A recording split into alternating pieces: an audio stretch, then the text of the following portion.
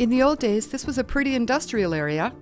This was the Royston booming grounds, where logs were dumped, tied into booms, and pulled by tugboats to the Fraser mills on the mainland. But today it's the focus of an entirely different experience. If you look up on a calm spring day, you just might see the eagle's nest with 2 young this year. Certainly the naturalists come down. It's a favorite spot for bird count. I mean, as you go by the front of our place there, you can just hear the massive birds that are in there.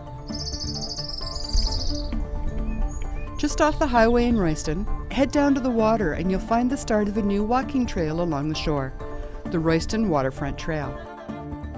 Over 100 years ago, logging developed in the valley, and a railway line was built along the shore to carry logs to the ocean. Today, parts of that rail line have become the Royston Waterfront Trail. At low tide, you can still see the stumps of the railway trestles sticking out of the water. Now a great perch for herons. The old railway grade that went along the foreshore here was built in the high intertidal area in some sections. So dealing with that was definitely a challenge. We did move the trail inland to the old natural boundary. The trail follows the shoreline of grasses and driftwood logs and twists inland through old-growth forest with massive trees. Here, the shoreline was eroding badly with winter storms. The regional district hired contractors to cut away the bank, lay tree trunks secured to boulders to create a soft shoreline for waves to break against.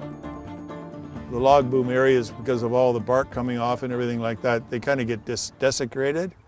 Well, it's now all shut down. They took out a bunch of the anchor posts last year, and now we're getting sand drifting in, so the foreshore is kind of restoring itself, coming back to natural.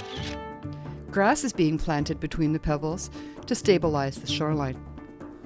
This is a beautiful place to come, and I encourage people to come and check it out and enjoy all the wildlife they see, and then the scenic views over the estuary. And then at the same time, as I mentioned, respecting the wildlife that you see along here, so this can be, there for both in the long run. So, a once old waterfront trail is new again, with a focus on nature and parts of its history still visible. And basically they've kept the trail as natural as they could, so it's beautiful. I'll see you on the trail.